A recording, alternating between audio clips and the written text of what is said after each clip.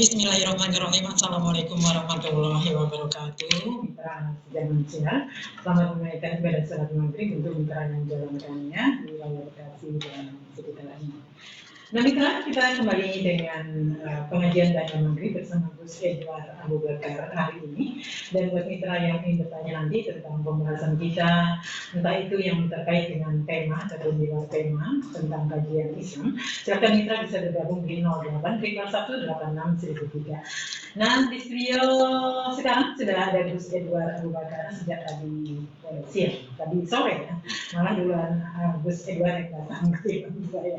Assalamualaikum warahmatullahi wabarakatuh, Gus. Waalaikumsalam warahmatullahi wabarakatuh. Kabarnya baik ya, Gus ya? Alhamdulillah baik, sehat. Kemarin agak sedikit terganggu. Sekarang alhamdulillah ya. Alhamdulillah. Kembali aduh, senang banget Gus Edward sudah kembali hadir di studio ya. Baik, Gus Edward, seperti biasa kajian kita pengajian Ba'da Maghrib ya bersama Gus. Tentu ada tema yang ingin disampaikan. Silakan temanya seperti apa? Assalamualaikum warahmatullahi wabarakatuh. Alhamdulillahi rabbil alamin. Allahumma salli ala Sayyidina Muhammad wa ala ali Sayyidina Muhammad. Rabbi israh li sadri wa yassir li amri wahlul 'uqdatam min lisani yafqahu qawli. Amma ba'du. Yang saya hormati mitra Gangga di mana saja Anda berada, semoga Allah berikan sehat walafiat, panjang umur, berkah selamat dunia akhirat. Semoga Allah ijabah segala doanya, harapannya dan cita-citanya. Semoga juga Allah berikan zahir dan batinnya, dunia akhiratnya, yaitu bahagia dan selamat. Amin ya Allah ya Rabbal Alamin.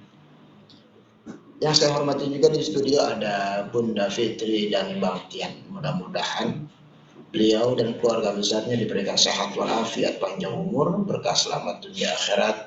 Semoga Allah ijabah segala doa-doanya, harapannya, bahkan cita-citanya, dan bahagia dunia akhirat. Amin ya Allah ya Rabbal Alamin. Baik mitra Gangga, hari ini yang berjudul Induk Penyakit Hati.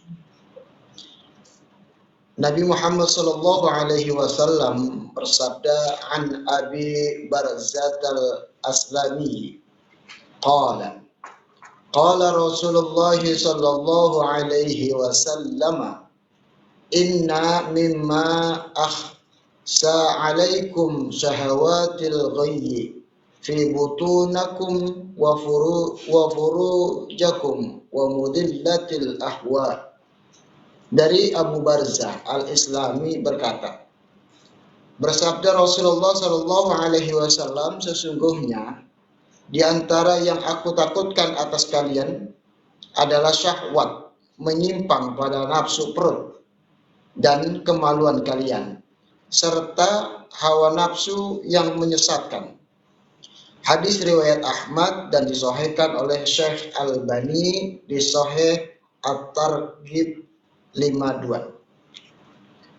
Pelajaran yang bisa diambil yang pertama yaitu pada kalimat syahwat menyimpang pada nafsu perut dan kemaluan kalian, menunjukkan kepada fitnah syahwat, yaitu kedudukan, jabatan, harta, popularitas, wanita, dan yang lainnya.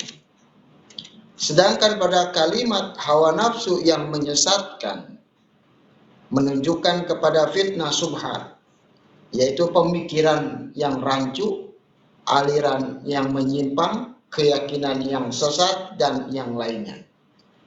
Hadis tersebut berkaitan dengan Al-Quran. Ibnu Qayyim menjelaskan kedua macam penyakit tersebut adalah induk penyakit hati.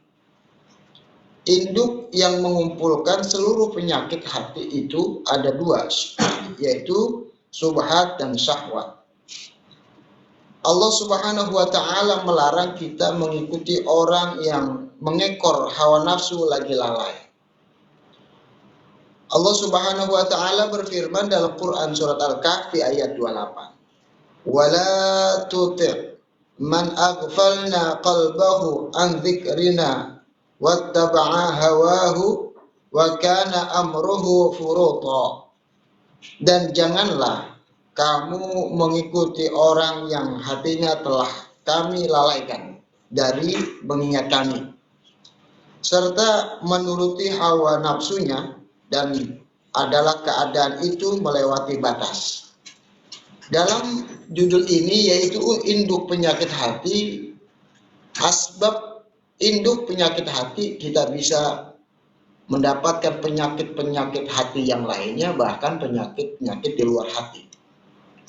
Yang tadi sudah disampaikan bahwa induk dari penyakit hati yaitu subhat dan syahwat.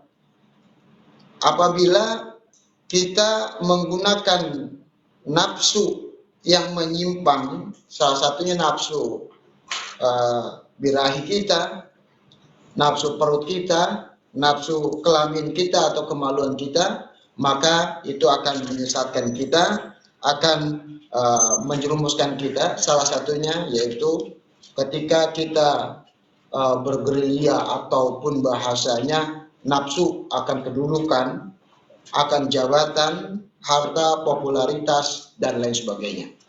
Dan juga ketika hawa nafsu yang menyesatkan itu bisa menjadi pemikiran yang rancu, aliran, atau kita berbicara seenak kita sehingga menyesatkan banyak orang lain dengan keyakinan-keyakinan yang dirubah. Dan contoh-contoh yang lainnya juga sangatlah banyak. Maka daripada itu, yang kita garis bawahi penyakit hati adalah hawa nafsu. Ketika hawa nafsu itu bisa kita bawa dengan beriman kepada Allah, dengan takut kepada Allah, insya Allah kita tidak akan berjumpa dengan induknya penyakit hati.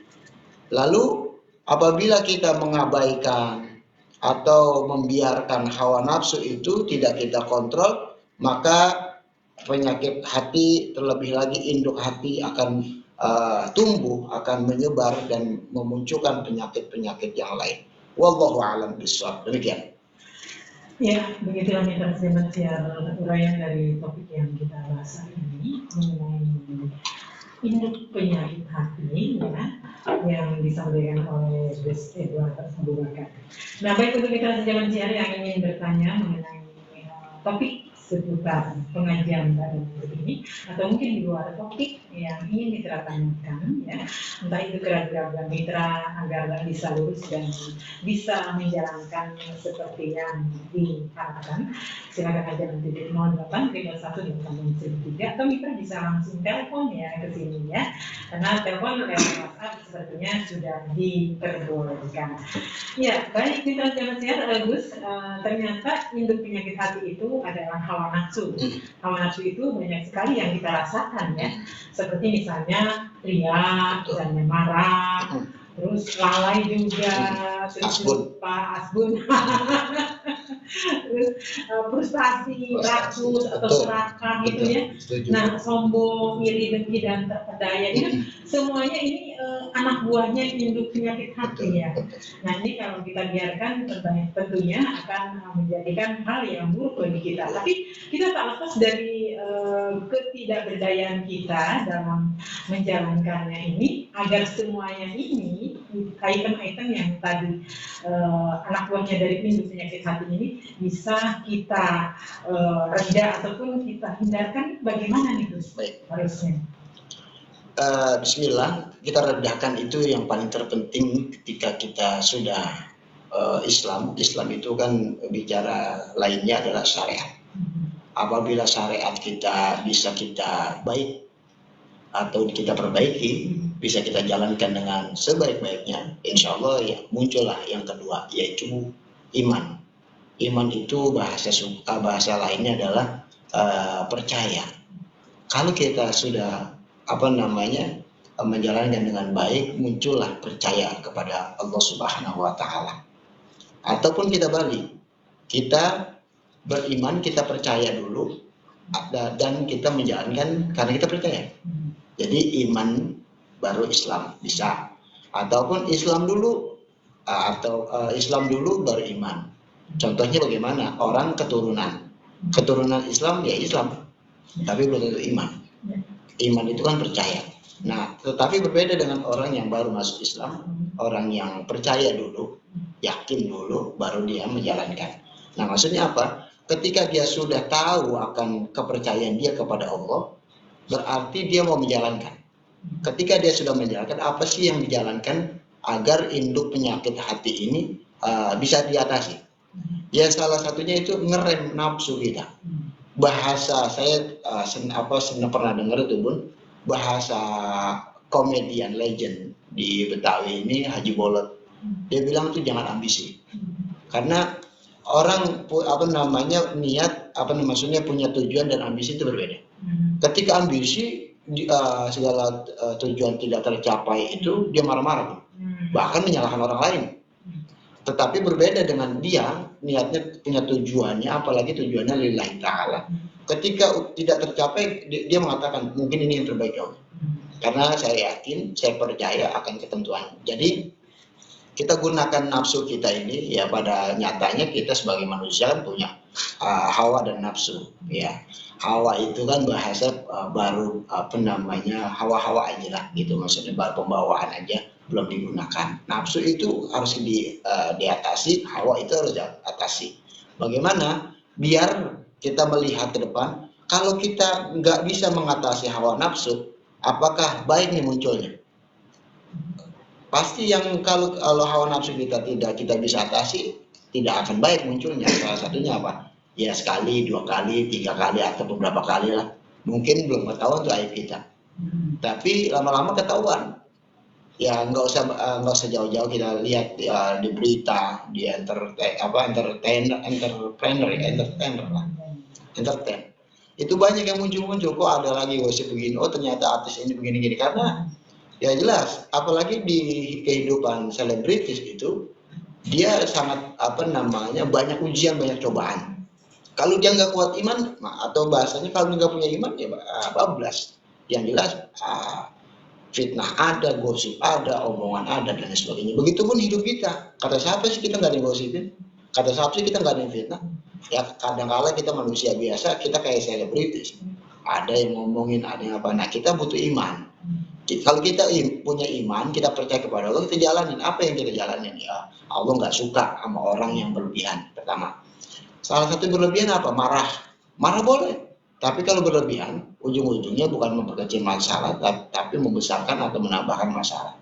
Jadi bilang aja, kalau misalkan kita punya marah, kita tanya, kenapa fitnah saya itu, kata siapa, dan lain sebagainya. Kita klarifikasi sampai tuntas. Tapi jangan pakai hawa nafsu. Maksudnya hawa nafsu yang berlebihan. Kita butuh juga hawa nafsu. Kalau nggak ada hawa nafsu, kita nggak punya kepikiran untuk menyelesaikan masalah. Gitu. Jadi yang paling terpenting adalah hatinya, Bun. Hatinya baik, insya Allah semuanya akan baik. Hatinya kotor, semuanya akan kotor. Contoh, hati itu kan prasangka. Contoh gini, Bunda Fitri gini-gini. Itu dari prasangka yang tidak baik, ujungnya pasti hancur. Bahasa kasar, hatinya nggak baik, udah. Nggak usah mulut lah, hati dulu. Kalau mulut kan imbas dari hati, Bun. Ya, dengan suudzon tadi. Suudzon. Fitnah. Fitnah. Habis fitnah kan udah namanya kerasukan, bahasanya nekat. Apa bahasanya apa? Namanya orang nekat lah, macam-macam lah bentuknya. Jadi ya kita perbaiki hati. Bagaimana perbaiki hati? Obatnya ya banyak. Salah satunya ya di Al-Quran dikatakan, sering kita baca, sering kita dengarkan. Ala bizikrillah tatma'innul qulub. Jadi dengan mengingat Allah, dengan takut kepada Allah, dengan terus minta pertolongan Allah, hati kita akan lembut. Bukan hanya lembut, tapi yakin dan gampang jalaninnya, karena Allah selalu standby di dalam hati kita, begitu. Ya, baik, Generasi Siar, intinya Gus, bahwa untuk mengatasi penyakit hati ini harus ada iman. Betul. Iman yang kuat, kemudian yakin dan percaya bahwa itu adalah kepada Allah Subhanahu wa Ta'ala, kita yakin dan percaya ya Gus ya. Baik, Generasi Siar, sepertinya tadi Gus sudah menguraikan gitu kan, ini itu ya, terutama awal dari penyakit hati itu, induk dari penyakit hati itu dengan yaitu hawa nafsu. Kemudian banyak sekali hal-hal yang bisa menambah rancunya perasaan menjadi sesuatu yang tidak baik. Lalu apa sih penyakit hati yang paling berbahaya yang bisa ini ujung-ujungnya jadi Allah murka gitu dan ke diri kitanya juga akan tidak baik. Apa itu? Penyakit hati yang paling bahaya itu dia tidak beriman kepada Allah, ataupun bahasanya begini Bun, nggak ada yang ditakutin. Nah, nggak ada yang ditakutin. Orang kalau udah nggak ada yang ditakutin, apa sih Bun jadinya? Ya maaf ya, bisa kalau bahasa orang Betawi kesetanan mungkin, ataupun bahasanya apa nggak bakal bener lah jalannya. Nah, jadi yang yang ditakutin penyakit hati itu yang paling besar adalah ketika dia tidak punya iman, ataupun dia tidak percaya kepada Allah, ataupun bahasa simpel gini, dia nggak percaya Tuhan lah, simpel gitu aja. Bahasa umum nih, tidak percaya Tuhan. Tapi kalau orang Islam tidak percaya kepada Allah Subhanahu Wa Taala, udah berabe. Banyak kok orang Islam, tapi dia nggak iman, nggak percaya kepada Allah, maka hidupnya kenapa sih terombang-ambing. Karena dia berpikirnya begini Bun, buat apa sih gue capek-capek di dunia, yang penting senang, gitu. Sedangkan dunia ini sebaik-baiknya kita jalanin aja belum tentu senang. Berarti kita harus ada namanya bergantungan ataupun bahasa punya sandaran itu kepada Allah. Jadi yang paling berat penyakit hati adalah dia yang tidak punya rasa takut kepada Allah Subhanahu Wa Taala, ataupun dia tidak punya iman, ataupun lebih bahayanya lagi begini, dia tidak percaya dengan Allah Subhanahu Wa Taala. Kalau bahasa simpel gini Bun, Allah aja dilawan, Allah aja nggak percaya gitu, Allah aja nggak percaya gimana makhluk Pun. Nah, jadi penyakit hati adalah ketika dia tidak percaya kepada Allah atau melawan kepada Allah, semua ditabrak pasti. Ya kalau bicara Allah benci nggak sama dia, ya itu urusan Allah, pasti benci itu mah. Gitu namanya diuji sama Allah, dimurka sama Allah, ya pasti orang beriman aja, orang yang percaya aja diuji sama Allah. Bagaimana orang yang tidak percaya kepada Allah Subhanahu Wa Taala, pasti Allah akan menunjukkan segala kekuasaannya. Iya, baik. Nah itu banyak sekali hal-hal yang tentunya sangat berpengaruh kepada diri kita, yaitu hawa nafsu, dan ini induk sebagai induk penyakit hati. Dan untuk mengobati hati, tadi Gus sudah menyinggung bahwa sebenarnya iman yang kuat, dan tentu aja penyakit hati ini yakin adanya Allah, yang percaya kepada Allah. Lalu kita kan penyakit hati tidak bisa dibiarkan begitu ada ya Gus. Mungkin banyak ikhtiar, kemudian keinginan, tekad itu agar hati ini, penyakit hati ini benar-benar sembuh gitu, ibarat luka itu harus sembuh gitu. Nah, untuk menyembuhkannya menurut Gus ini seperti apa sih menurut ajaran Islam agar penyakit hati itu benar-benar bisa minimal ditiadakan, mungkin sedikit demi sedikit ya, tidak harus blast gitu ya, tapi mungkin ada cara yang bisa meredakan penyakit hati sehingga bisa sembuh. Baik, ya banyak ya, sering dinyanyikan oleh Ustadz Opik tuh. Obat hati ada 5 perkaranya. Yang paling terpenting adalah dia mau sholat. Jadi sholat 5 waktu itu obat hati. Kenapa? Mengobati. Jadi ya obat hati itu kan nggak begini aja nih Bun, nggak kayaknya parah banget. Ada kan yang sedang. Contoh yang sedang tuh begini. Ketika ya Allah hidup begini amat ya, saya udah usaha tapi belum dapat juga, kasihan anak bini saya, kasihan ini itu dan lain sebagainya. Ini obat apa penyakit hati? Nah Tuhan itu tidak boleh. Boleh kalau ngeluh sama Allah seperti itu, boleh. Tapi kalau ada kalimat begini, bagaimana sih Allah? Nah, jadi ada tanda seru mulu ya. Tanda seru mulu ya jangan. Karena berarti itu nampangin Allah. Ya Allah, gitu kan. Itu namanya seperti orang anak yang ngadu ke orang tua. Ya Allah, bagaimana sih udah usaha begini, belum juga ketemu ya Allah. Itu pasti ada obatnya. Tapi kalau bagaimana sih Allah, komplain lah. Bagaimana sih Allah, saya udah sholat kok, saya udah bahaya sama manusia, wah gimana sih ini? Jadi terkesan nyalain Allah. Nah itu yang nggak boleh tuh nyalain Allah. Jadi kalau kita mau tolong sama Allah ya pasti harus dengan bahasa yang baik. Jadi ketika salah satunya obat hati adalah sholat 5 waktu. Coba sholat bagaimana jangan sendiri. Kalau sendiri pasti sekali 2 kali itu runyam. Tapi datang ke masjid coba. Kita mandi baik dulu, mandi bersih dulu di rumah. Habis itu kita wudhu, kita berangkat. Orang mau ngatain apa kayak bodo amat. Kita lagi nyari obat, gitu ya. Kita sholat di masjid, habis sholat jangan langsung pergi. Kita zikiran dulu, kita sebut asma-asma Allah, ataupun kita punya niat ya Allah saya baca sholawat biar saya dapat syafaat dari Nabi. Terus kita baca apa aja, doa yang banyak kita baca. Yang penting awalin adalah memuji Allah Subhanahu Wa Taala. Adabnya berdoa itu kan istighfar, hamdalah, sholawat. Ya, jadi kita mau ampun dulu, astagfirullahaladzim, astagfirullahaladzim. Terserah mau 3 kali, mau 10 kali nggak apa-apa.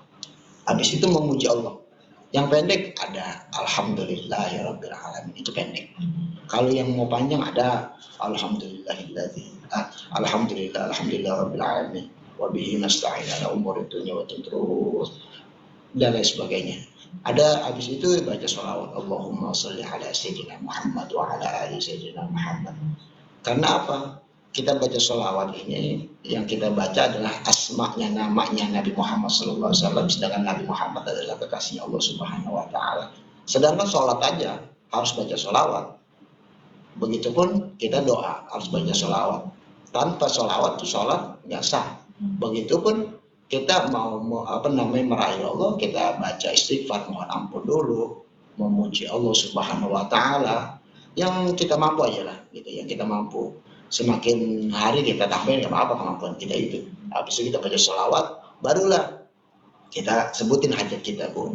Misalkan kewasan aja ya Allah, saya pusing banget ini, nangis, harus nangis. Karena nikmat banget gitu, Bu. Kalau kita berdoa, hati kita lagi pas, maksudnya lagi benar butuh Allah, itu nikmat banget. Makanya kalau bisa, banyak orang yang menyarankan, bukan kalau bisa sih, paling nikmat banget tengah malam bangun. Kita lagi masalah, udah jangan keluar rumah, maksudnya jangan pusing di sana, pusing di sini, jangan. Jangan. Ya. Kalau dia mau nongkrong buat refresh otak nggak mau, misalkan dia keluar jam 9 malam, terus dia balik jam 10, habis bercanda sama temennya, terus dia pulang, tidur lah. Habis tidur kita bangun jam 3. Mau di rumah silakan, tapi lebih enak di masjid. Mudah-mudahan masjidnya udah buka. Nah kita terus sholat tahajud. Sholat taubat dulu lah, habis sholat tahajud. Kita mohon kepada Allah, sabar, nikmat. Pasti ada solusinya. Saya katakan pasti, karena janji Allah Subhanahu Wa Taala, kalau kita mau minta sama Allah, ud'uni astajib lakum, minta sama gua bahasanya. Ntar gua kasih. Cuman kan kita butuh adab. Kita bahasanya jangan tinggi, kita mau ampun dulu. Kalau bahasa orang tua, ya Allah mak, kita emang apa sih mak, cuman anak emak, cuman begini, kalau nggak ada makan gimana sih? Baru kita muji tuh. Udah kita mohon ampun dulu, kita muji. Makan yang lain saya, emak juga yang ngajarin saya, emak yang ngajarin saya, emak yang sayang sama saya. Kalau bukan mah apa sih mak? Kayak gitu. Lalu kita puji lagi, yang disayangin mamanya siapa? Misalkan suaminya atau bapak kita, bapak kan luar biasa mak. Tiap harinya ngajarin duit, anak-anak emak juga cakep-cakep banget itu. Cuma saya doang lah yang begini. Nah emak itu pasti, ya kenapa sih? Gitu. Pasti dulu. Jadi kita butuh gocekan, butuh apa ya? Butuh cara. Habis itu kita nyebutin hajat kita, sebutin yang banyak. Gitu. Terus ada tips saya, Bu.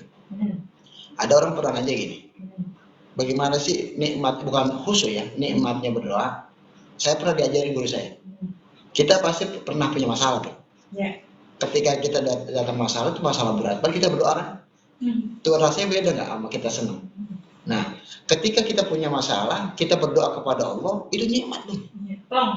Nikmat banget lah. Pas lagi ngomong nikmat, habis ngomong nikmat, kayaknya habis curhat udah nyampe udah gitu.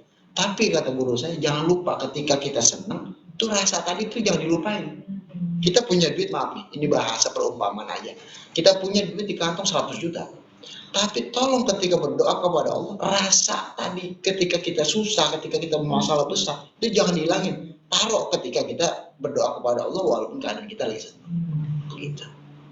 Jadi jangan kadang jangan lupa Allah. Iya. Jadi biar dapat nikmatnya berdoa. Iya. Baik Gus, tadi banyak sekali uraian yang Gus ungkapkan ya. Ini berkaitan dengan induk penyakit hati, terdiri dari hawa nafsu. Kemudian bicara seenaknya juga ini termasuk hawa nafsu ya. Dan tentu saja tadi juga disebutkan bahwa istighfar, hamdalah, sholawat itu cara-cara yang bisa menghilangkan penyakit hati walaupun sedikit demi sedikit ya Gus ya. Pelan-pelan. Iya, pelan-pelan. Nah, lalu kita sebagai manusia awam, manusia biasa gitu ya Gus ya, tak lepas dari berbagai cobaan, kemudian kerikil-kerikil kehidupan. Terus kenapa orang bisa terkena penyakit hati? Ini sababnya awal mulanya itu seperti apa sih Gus? Baik, simpel buat jawabannya. Karena iblis dia berjanji kepada Allah akan menggoda, akan menyesatkan keturunan Nabi Adam alaihissalam. Jadi iblis itu kan bahasa laknatullah alaih, yang dilaknat oleh Allah Subhanahu wa taala. Dia pengen teman, Bun. Di akhirat itu kan ada neraka. Neraka itu kan dihuninya di dalamnya gak enak. Ya, pokoknya gak enak lah gitu ya. Udah paham dan kita juga sangat paham. Dia butuh teman, Bun. Dia nggak mau direbus sendirian. Dia nggak mau digoreng ataupun tusuk-tusuk ataupun panggang sendiri, nggak mau. Dia butuh teman. Siapa butuh temannya? Yaitu yang dia janji sama Allah untuk merayu, menyesatkan keturunan Adam. Jadi keturunan Adam itu dari Nabi Adam sampai nanti terakhir kiamat digoda, disesatkan. Salah satu disesatkan gampang. Kalau ini manusia udah punya dosa besar, pasti Allah nggak bakal ngakuin dia, kan gitu. Di awalnya yang dimunculkan adalah induk hatinya. Suudzon dulu, Bun. Suudzon itu kan nanti bercabang tuh. Niat orang jadi sinis, terus niat orang soleh jadi itu gua tahu di peci doang, munafik kan gitu ngomongannya. Pokoknya dia omongannya nggak bagus lah depannya. Jadi induk hatinya induk hatinya dirusak, penyakit hatinya ada pada dirinya. Udah, salah satu yang orang tua. Nah, kenapa sama orang tua? Penyakit hati kalau udah ada, pasti iblis menggoda itu untuk lawan orang tuanya. Orang tua lagi ketinggalan zaman, lawan aja. Enggak semuanya bener omongan dia, katrok dia itu. Lu kan anak sekarang, anak milenial. Pokoknya dibisikin. Wow, udah. Singkat cerita dia ngomong, Ahmad tahu apa sih? Kuno, Pak. Waduh. Ini mah, Bun, bukan orang yang punya iman, bukan orang yang nggak ada iman doang, yang punya iman juga bisa. Bisa gitu ya. Bisa. Itu yang membuat luka seorang ayah ataupun ibu ya. Betul. Simpel begini, Bun. Oke, orang mengatakan saya ustaz atau muslim. Kalau saya kesetanan, bisa dong saya ngomong sama ibu saya. Ibu tahu apa? Yang belajar pesantren siapa? Yang dipanggil ustaz siapa? Tuh. Saya punya iman, Bun. Tapi iblis menyesatkan. Nauzubillah min dzalik. Jadi bukan hanya orang yang jauh kepada Allah, orang yang dekat sama Allah diuji. Jadi yang disesatkan itu bukan hanya orang yang yang jauh sama Allah ya. Jadi hatinya dulu tuh dirusak. Udah dirusak, muncullah. Ntar dia merasa hebat. Merasa nggak ada duanya, Bun. Merasa nggak ada tandingannya. Ujung-ujungnya apa? Kayak Firaun. Saya Tuhan. Nah, loh. Kamu nyembah saya. Terus kayak Korun, dia nggak percaya sama orang, dia orang kaya, sampai-sampai kuncinya kan luar biasa itu. Nah, ini ketika dia sudah ada kemampuan, tapi dia tidak ada iman atau tidak bergantungan kepada Allah, tidak bersandar kepada Allah, ya kocar-kacir, nggak stabil lah. Jadi baik kita dalam keadaan lemah apapun, ataupun lagi dalam keadaan bagus, apapun, kita terus bersandar kepada Allah, mohon tolong kepada Allah, apalagi kita lagi susah. Ayo kita bersandar sama Allah. Terus, apalagi saya tambahin lagi nih, rata-rata kan orang udah seneng ya jarang gitu ingat Allah. Ya apalagi kita lagi, Allah berikan keberkahan, kejayaan, terus kita bersandar kepada Allah. Kita senengin Allah. Insya Allah kalau bahasanya, udah enak nih. Punya duit banyak katanya, punya kendaraan luar biasa, anak istrinya udah luar biasa. Tapi dia berani nyenengin Allah terus, berani nyenengin makhluknya Allah dengan niat apa? Akhlak yang baiknya itu apa? Saya hanya ibadah kepada Allah, saya tidak pantas untuk dipuji. Nah, insya Allah dia walaupun sering beramal, wah bapak, misalkan diagurin orang nih, bapak makan sering kan bantuin kami nih anak yatim. Kalau nggak ada bapak siapa? Tapi kalau dia punya iman, oh maaf, saya cuma perantara, saya cuma ibadah kepada Allah, saya bukan siapa-siapa. Cakep tuh Bun. Tapi kalau udah ngabul, kalau udah dikehasut sama iblis, nah iyalah kalau saya siapa yang ngurusin yayasan ini? Aduh, itu amit-amit. Jadi ria lagi ya. Iya, iblis tuh nggak jauh dari kita, Bun. Iya. Iblis tuh nggak jauh dari kita. Ada di sekeliling diri dan aliran dalam kita ya. Ya intinya sangat dekat. Sangat dekat. Allah sangat dekat, iblis sangat dekat. Jadi hati-hati itu kunci pertama dalam hidup. Iman dan rem ya. Iya. Jadi inti gini Bun. Syariat kita, Islam kita itu kita perbaiki. Contohnya orang tua yang ngomongnya yang bener tuh. Jangan, Bun, lu sehatan, aduh. Pertama syariatnya ya, dengan adab yang baik. Yang kedua imannya. Iman tuh kalau apalagi syariatnya udah bagus, imannya tambah bagus dong. Bunda sehat kan itu. Jadi kalau syariat, Bun sehat ya syariat. Tapi kalau dengan iman, Bun sehat kan. Jadi ada beda. Jadi dengan Islam, dengan iman kita, insya Allah kita punya akhlak yang baik. Allah lindungin zahir batin kita. Jadi dengan adanya adab tentu tata krama ya, orang bilang itu bisa membedakan antara ngomong sama orang tua dan ngomong sama sebayanya gitu kan. Gitu yang jangan bisa. Baik Gus, literasi zaman siar ya, karena Gus tadi sudah dari jam 6 ya. Mungkin ada satu lagi Gus yang ingin saya tanyakan ini, dampaknya apa sih dari penyakit hati di dalam Islam ini yang bisa membahayakan kita ya? Katakanlah kita jadi gimana sih, kita pengen baik tapi akhirnya malah sebaliknya. Itu seperti apa Gus? Dampak dari penyakit hati? Dampaknya penyakit hati itu ya kita jangan Allah dulu lah. Kita dibenci sama makhluknya Allah. Kalau kita dalam rumah punya penyakit hati, satu rumah itu pun mungkin orang tua, saudara nggak suka sama kita. Apalagi ini melebar, tetangga nggak suka. Apalagi tambah melebar ya, satu kampung nggak suka. Nauzubillah. Apalagi yang paling besar, ketika Allah benci sama kita, itu penyakit hati. Jadi penyakit hati itu lebih tepatnya dia merasa gini deh, tepok dada terus gitu. Mengusungkan dada gitu. Iya. Jadi percaya sama orang susah, selalu ngagulin dirinya. Jadi ya ujung-ujungnya kita kalau Allah dibenci Allah udah parah kali ya. Kita dibenci saudara aja udah. Ya Allah. Nggak enak rasanya. Gitu. Jadi ya dibenci. Kalau dibenci sih mending kalau begini. Kalau gue marah sama lu, gue marah tuh mendingan insya Allah bisa baik. Tapi kalau lu benci, apalagi kata orang Betawi itu udah gedek. Nauzubillah dah. Itu luar biasa. Baik Gus Edward, sepertinya topik ini sangat menjadikan kita sebagai tuntunan ya untuk perilaku sehari-hari, terutama saya dan mitra zaman siang mungkin, karena kita intinya kita pengen baik gitu kan, pengen baik dari sebelumnya, malah itu ada peningkatan mungkin. Nah itu topik tadi induk penyakit hati, karena induk penyakit hati ini nggak jauh dari kita, ada hawa nafsu, ada marah, ria, lalai, lupa dan lain sebagainya, was-was juga ya, termasuk itu ya.